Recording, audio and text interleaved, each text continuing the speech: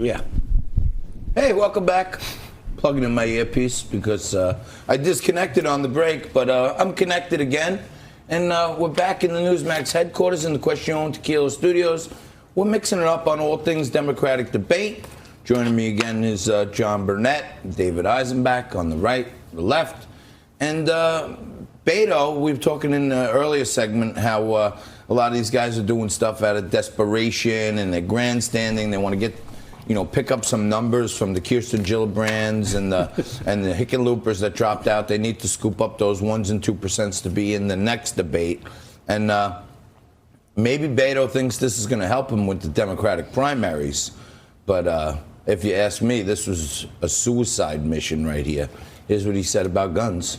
If the high-impact, high-velocity round, when it hits your body, shreds everything inside of your body because it was designed to do that so that you would bleed to death on a battlefield and not be able to get up and kill one of our soldiers.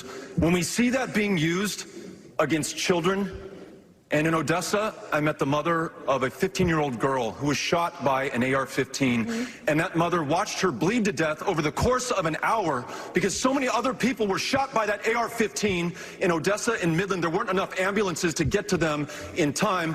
Hell yes, we're going to take your AR-15, your AK-47. We're not going to allow it to be used against our fellow Americans anymore. It's been rumored for years, and Trump used to say it, and they would say he's crazy. But the left, the progressives, they want to take away your guns. And he just said it for all to hear, David. Hell yeah. I want to take away your AR-15, your AK-47. Well, politically, in terms of the Democratic nomination and getting his name in the press, it was a good moment. It was a great moment for Beto. And Beto has seized upon this issue, given the massacre down in El Paso. And I think he's found his voice. He looks so much stronger when he's talking about this than really any other issue. It's going to place a lot of pressure on the remaining Democrats because other media and the pundits are going to pose that question to Biden, to Warren, to Bernie. Are you going to confiscate guns? That's right. And the Democratic voters are going to listen very closely. And if they say anything less than what Beto said, you know what? Beto and others might pick that's willing to say and admit that we want to confiscate your guns. They might actually start drawing from those at the top. So this is good for Beto, possibly bad for the other ones at the top of the list. Great for President Trump. Yeah, that's what I think. And if you think about it, Trump started his branding, a couple months ago when he tagged the whole Democratic Party as the squad. Right. Right. They're all fighting to not be part of the squad, but they're kind of running to the squad. Some of them. I think Beto may have tagged almost the whole party. And I know Trump's people are going to seize on this moment, and you're going to start seeing ads saying, this is what they stand for. Confiscate your guns. Yeah, we're taking your guns. Trump had two options. One was to actually move to the left on the issue of guns and then push forward some gun control measure, right, to go after the general election. The other was to just go hard for the base. He made the decision to go hard for the base. He's going to play this seize your guns thing to the hilt. That's what I'm saying. But it also plays into some other social issues as well. You know what? The common thought and statement from the right is, you know what?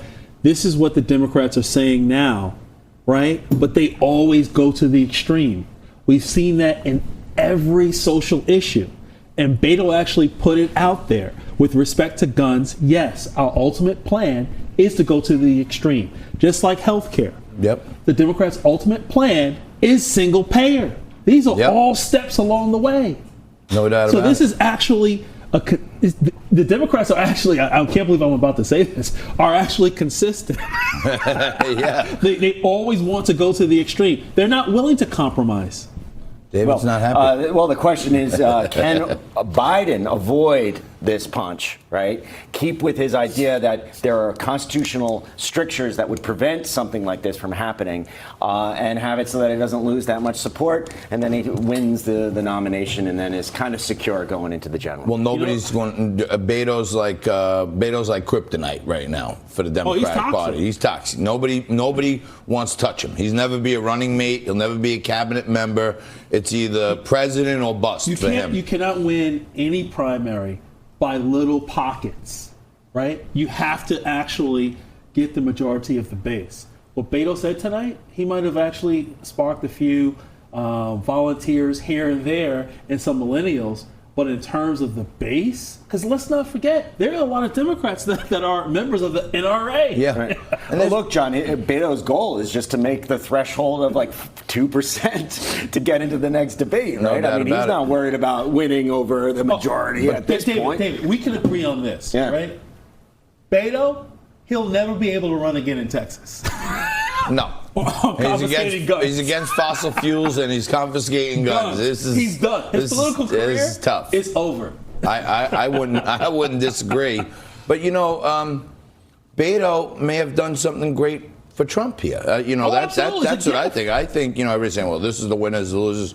To me, Trump is sitting there cracking up laughing. You know how many C4s this. are actually going to put money, up to craft these great ads against Beto, playing his voice over and over and over, and when these other candidates, do they have to be C4s? Can we do one of those? Exactly. Well, but the wild card in this whole thing is how many more mass shootings do we have between now and Election Day 2021? Let me tell you this. I think, Frank will correct me if I'm wrong later, but I think like 60% of gun owners are in favor of practical gun reform. These are gun owners, not Democrats, Republicans. Like 60% of them are like, yeah, we want some, right? We want it to be practical. Well, we want the practical part about it is to keep the guns out of the hands of the mentally ill, right? Yep. And if there are legitimate reports, right, of someone that is actually making a threat to themselves or others, that there's some type of process. I think everybody on the left and right can agree to that. Anything outside of that bubble, you're infringing on the Second Amendment. Yeah, right? But this is where the universal background checks that Trump said he was for, but then flip-flopped when he got a call from the NRA, right? I think he's going to be vulnerable come Election Day on that one. All right. Well, guys, great mix it up. Thank you for coming in on Friday and joining us on Liquid Lunch. It's so nice to see you two back together. Yes. And, we miss David, but we need you guys because our audience loves you. Thanks, John. You stay right there. We're going to be back right after this. Jonathan Bell from the Bell Law Group is going to be joining us again, and we're going to be talking about, among other things, the new progressive game, Miss Monopoly.